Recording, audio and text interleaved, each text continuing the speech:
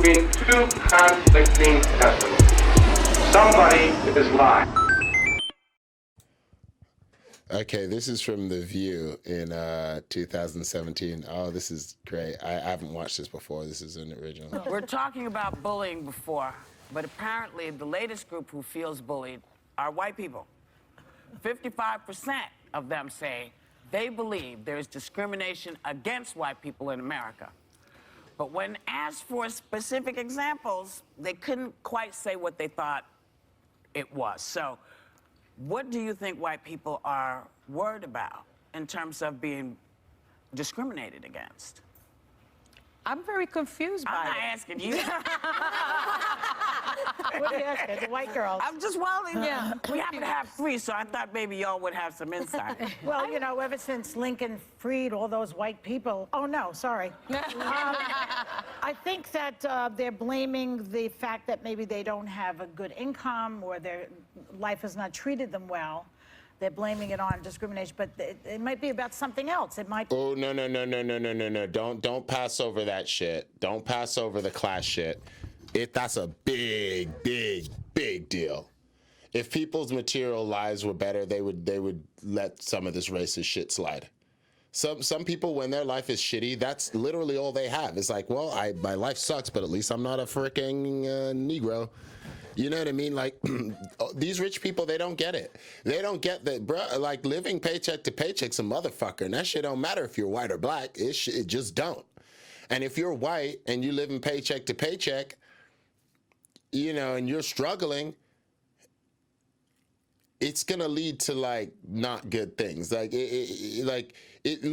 usually it leads to like criminal activity. Honestly, when you have less money and you're chronically, you know, your economics are chronically poor in your neighborhood, in your family, in your community.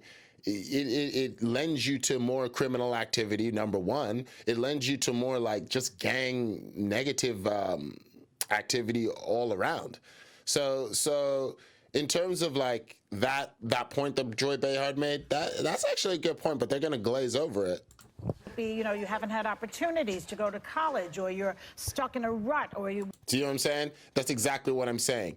If people have free college, tax subsidized college, free at the point of service, and free healthcare and affordable housing, it makes it way less likely to engage in these kinds of activities. When people have a hopeful life and see a bright future, there's less of a reason to be a Nazi or feel like these black people or these immigrants are bullying me.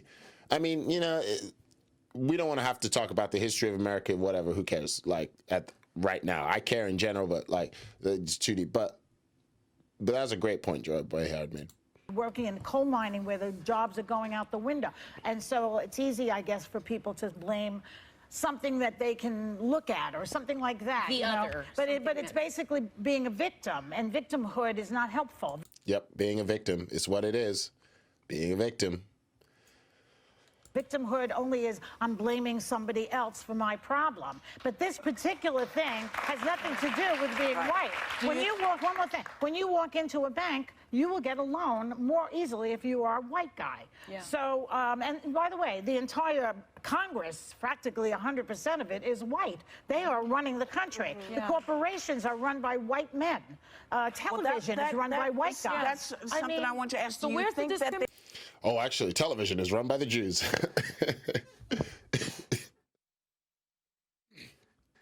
No, I mean, she's right, though.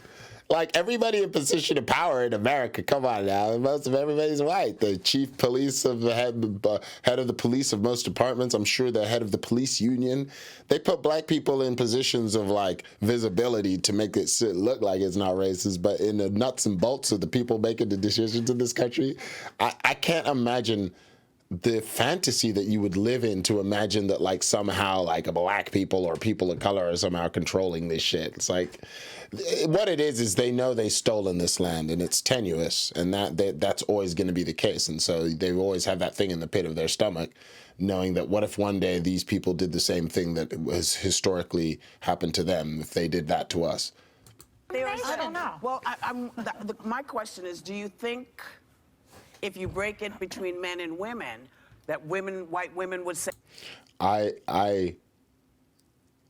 I think I'm really interested to hear Meghan McCain, or I wonder if she's just going to shut the fuck up. Because I think white people, especially when it's national broadcasts like this, they'll default to shutting up because they don't have any language with which to talk about race. So they know they'll say something stupid. So they tend to like, unless they're just like total like narcos and they just like don't care. Say the same thing. I think I think white women could tell you how they were discriminated against. As women, maybe. As women, well, yeah. So I'm wondering if that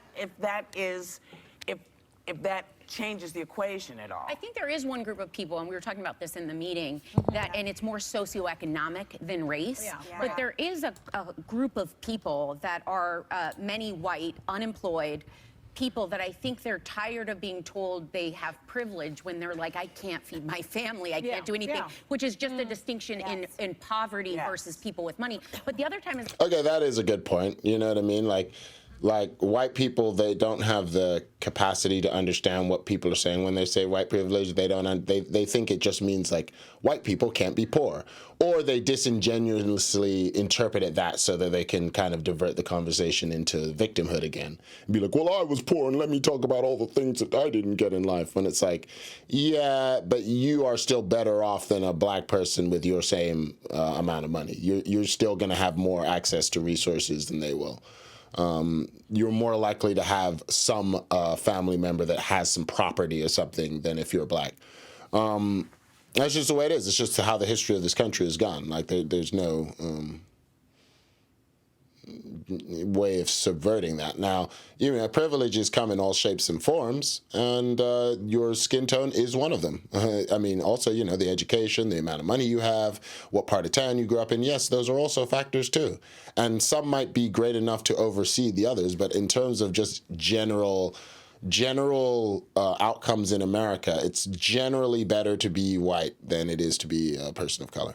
Because I was trying to really dig deep and play the let me walk in the shoes of these statistics. Have I ever been discriminated against? One time I do feel it, and this is not in comparison to slavery or anything vast, but in my own life. Okay, why are you saying slavery? Do you think when I'm talking about discrimination, I think about slavery? I don't. I've never been a slave. That has nothing to do with it. It does have to do with the history of this country and how the system is brought up. But in terms of like me trying to make it about myself, again, well, that's what it is. Instead of understanding it's systemic, let me make it about me and how I'm not racist. One time, the times I do discover it are when I try to chime in intellectually on like a movement, like let's say Black Lives Matter, and I'm saying in this instance, I think the messaging or the strategy of this is not the right move. If I just disagree on the slightest bit or... Okay, here, I'm going to interrupt you for a second. The reason why we're going to disagree with you is because you don't ever care about Black lives, ever. Like, the only time you ever have something to say is when they have started a movement and you're there to criticize. Are you there to help them? Are you there to help them with their messaging? Are you there to help the movement go further? No, you're really just there to criticize. So if the only time we hear your voice, and this is like a 101 actually with working with children. If the only time I talk to a child is to tell them they're doing something wrong, they're just going to stop listening to me. If I can't make it metered where it's like give them some praise, some, give them a little bit of both and try and be as honest and as open as I can, then they're less likely to listen to me. With someone like this, she seems like the kind of person who's like, she's already going, when I have some criticism to say, they're telling me to shut the fuck up. Yeah, because people like you chronically cannot shut the fuck up and listen. You just are incapable. Or chime in, people are like, you don't understand, you're white, and they excuse you. Yeah, you don't. People like you don't know shit because you don't hang out with black people. You don't talk to black people. You never listen to black people. None of the television she watches, the CNN, MSNBC, ever has black people talk freely and white people listen. She's incapable of it. So you can even see now how she's showing you her, like, she's getting triggered because she knows, when I have something to say, these motherfuckers are like, shut the fuck up and listen. Yeah, shut the fuck up and listen. That's the new era of white people. Shut the fuck up and listen. Like, you can, if you want to listen take some time to think about what they've said and come back later with something poignant to say, rather than like, my feelings were hurt because you didn't protest the way my white privileged all white neighborhood ass is telling you to. Fuck up, bitch. You intellectually, even though anyone that's white talking about those things can disclaim, I have never walked in these shoes, but I do have a brain, and I'm an ally. I want to talk about you're it. more, You know, like you're more disagree. Again, I want to talk about it, but I don't want to listen. I don't want to listen and hear what, like, okay. Here's the new era for you motherfuckers. Here's the new era. If you want to be a white ally, you need to be able to shut the fuck up and listen. Like, like for most black people, we have to shut up and listen to what white people like. We've done it our whole lives. We know all the shit you like. You don't know shit about black people unless it's something you want to take from them. Especially that woman that we just saw right there. Oh, I want to be an ally. Like, how about if you want to be here's the first way to be an ally to a black person is listen to what they're saying and be able to paraphrase what you hear. Listen to what people of color are saying and be able to paraphrase what you hear them saying. Whether you agree with what they're saying or not, be able to paraphrase. At least be able to say, well, when I talk to most people of color, here's the complaints that they're telling me. Rather than just saying, oh, when I tell them about how to do their movement, they tell me to shut the fuck up. Yeah, I would too.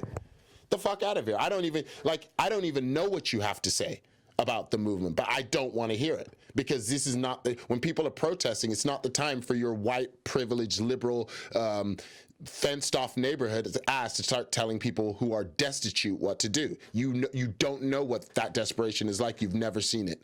You've never been around it. You cannot embody it. You cannot feel it. So rather than start talking and trying to intellectualize something, why don't you actually listen to what the people who are going through it are saying? Agreed with, and your opinions now don't count. It's not quite the same as discrimination. well, discrimination is just And the only person they have who's even black there is Whoopi, right? So it's not like these people are going to ever really have like realistic talks with a wide variety of black people. These are all rich people who are all going to be talking about rich people gated community things, even Whoopi Goldberg. an unjust treatment based on a difference in race, age, sex. In that situation I'm describing, I am being discriminated. And I'm not saying that I feel the pain every day of this. I'm just saying I'm being discriminated against because I can't white-splain to black people. That freeze frame is amazing. But that's basically what she's saying. She's like, when I can't go to black people and tell them how to do their movement, black people won't listen to me. Tell them how to not get shot by the police. Me, the white lady, if they're not listening to my opinions on this, then that's discrimination. Okay.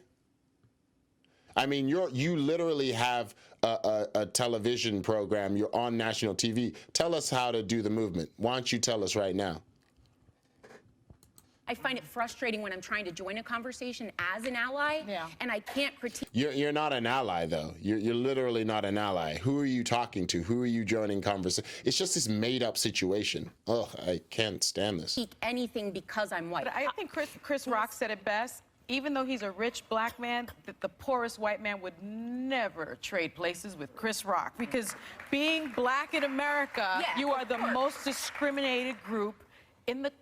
I am not comparing, just to be clear. I'm just trying. Get your point. I mean, I've never been told I can't have an apartment because I'm white, for example, or I can't live in this neighborhood because I'm white. 55% is more than half, which I think is. It's much. Oh, here we come. Here's the ghoul. Much more than I would have expected. I just want to read this. But you know why it's much more than she would have expected? Because she's never seen racism. I've never seen racism. I'm so confused. Let's end on this quote. Tim Mustick of Maryland said. You didn't notice how the most racist one is the one who's like, I'm surprised it's so much.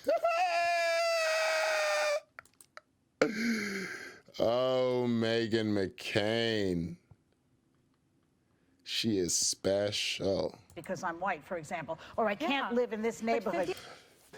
On some real shit, Joy Behar was the most gangster. She brought up the most gangster points in this segment.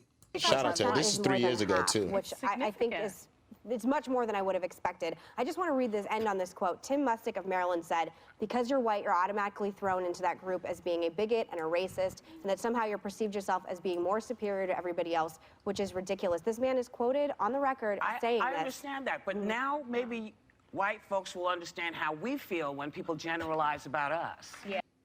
We're talking. Megan McCain is such a good. You know what, Joy Behar, that was actually not a bad segment. Like this whole, like, honestly, the whole, like, how do we stop white supremacy? Like, shut the fuck up. I hate those segments. But like, actually talking about race relations in this country is more poignant to me and is more worthwhile. But just rather than to, like, how do we stop it? It's not some easy fix. Like you just put super glue on, especially when you have like blonde women leading the discussion. At least on The View, they had Whoopi, which for optics wise, like, is better. It's better to have a black person lead the discussion on race relations.